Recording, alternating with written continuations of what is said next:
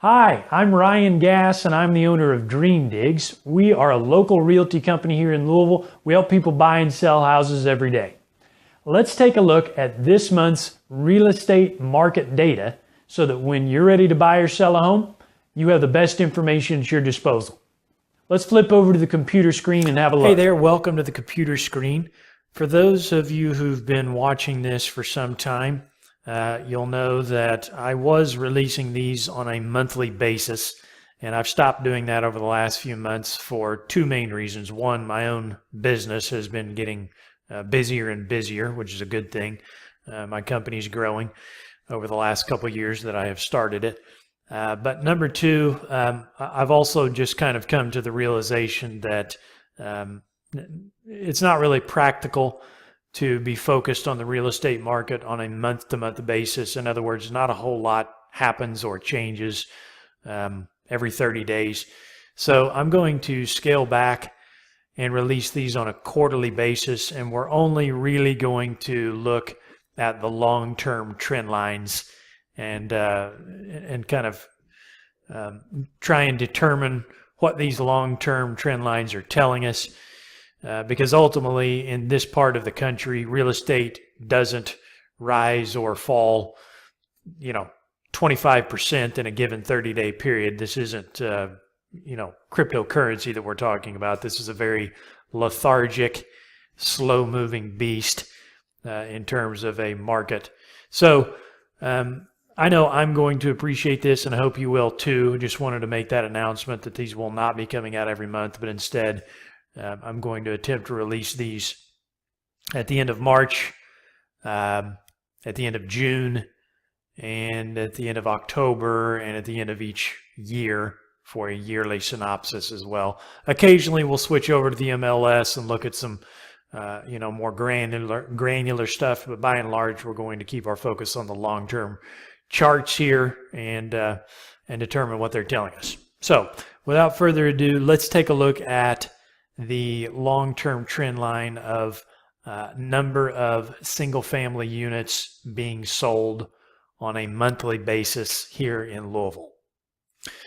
So a short recap for everyone watching, just to make sure we're all on the same page here. This chart in general represents the last 20 years or so worth of data in the greater Louisville real estate market area. I don't know of any other realtors or anybody else who has compiled this data. So I found it to be very helpful myself, and hopefully you will as well. On the left-hand side here is our axis denoting the number of units, single-family houses that are being sold on a monthly basis. This blue trend line tracks that. The red dotted line gives us the overall trend line over the last 20 years. So in general, has the average been increasing or decreasing? And the answer, which should be pretty obvious right off the bat, is that it's been increasing over the last 20 years. And this is why I really like looking at charts, because in a matter of minutes, we can tell exactly what's been going on, especially over the long-term trend line. And if you can prepare for any big changes that are sure to come eventually, so much the better for you. Most notably,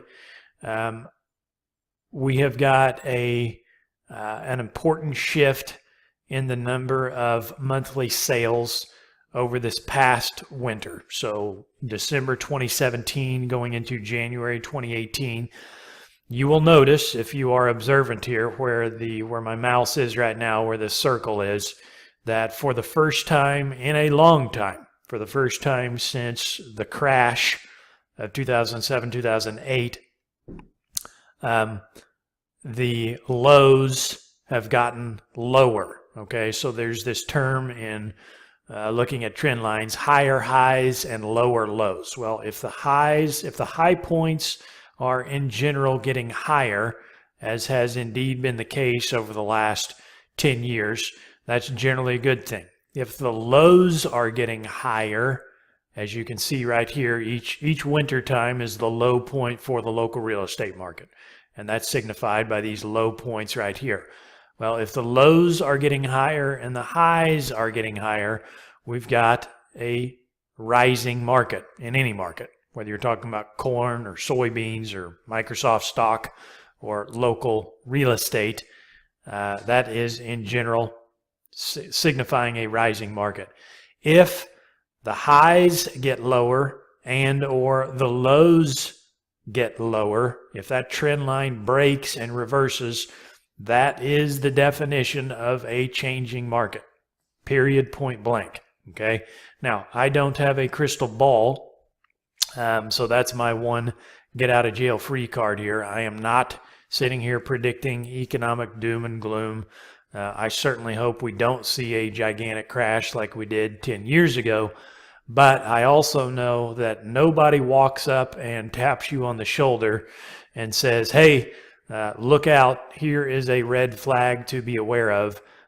So you have to glean your own data, you have to do your own homework, and I would prefer to be ahead of the curve than behind it.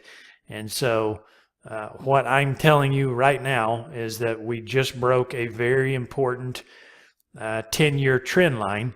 And of course, this data, which goes back over the last 20 years, is updated.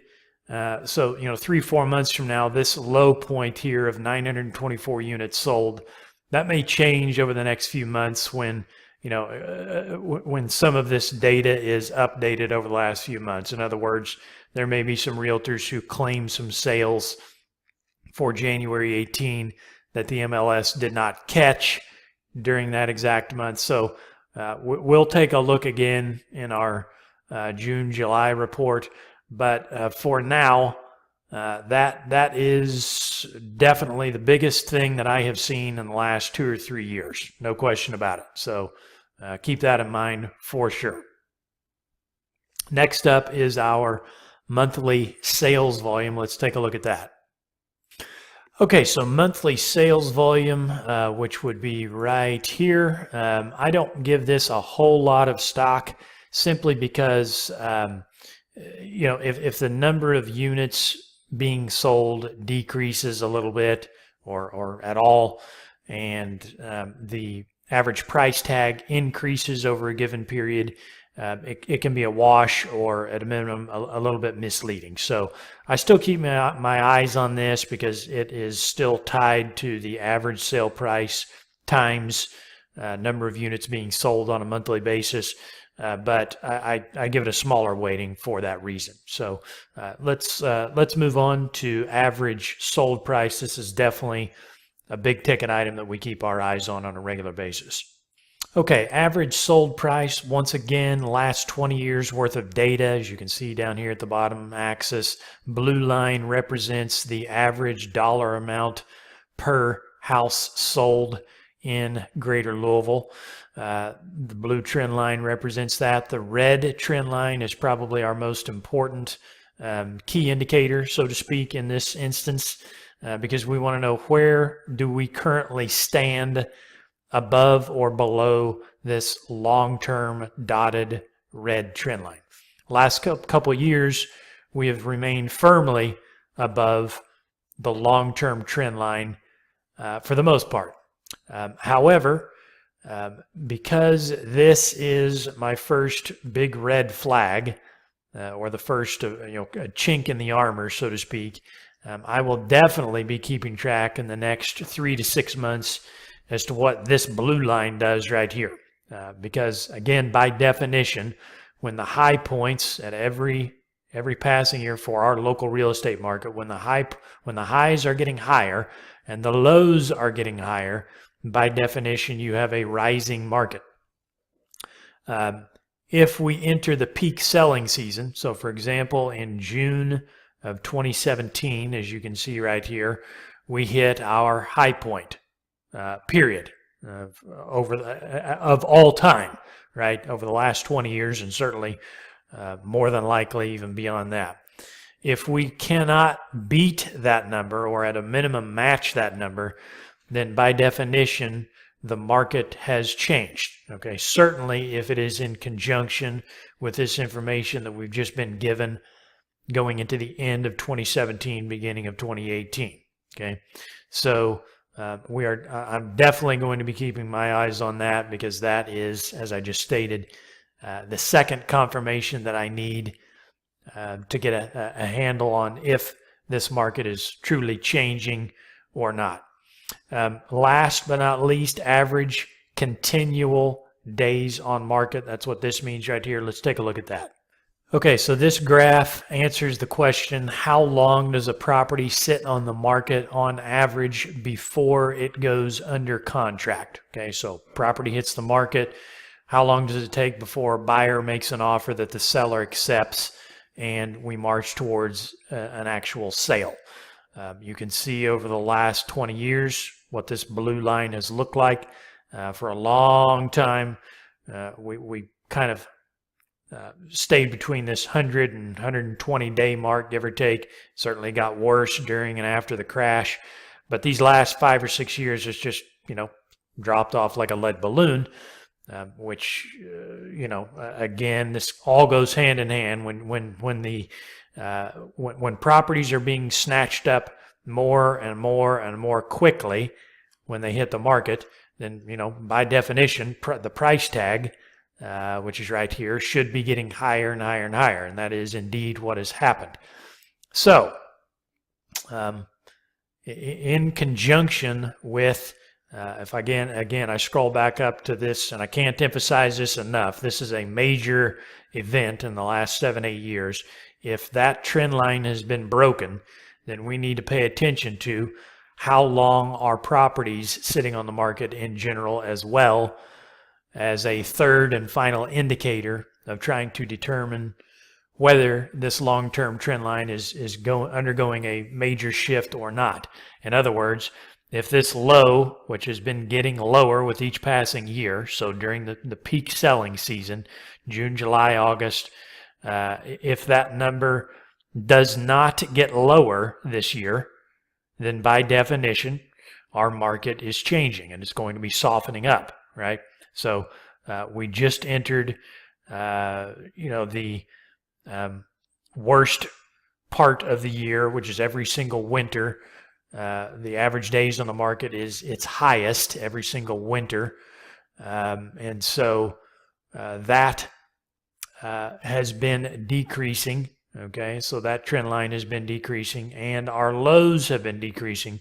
But come June, July, August this year, certainly by the time I release this report at the end of October, we will definitely have a handle on whether this low number has gotten lower. Has it followed this red trend line, or is it starting to break and begin to head this way? Okay, so to recap, in short, I believe that this is a warning sign. Obviously, there's nothing anybody can do about it.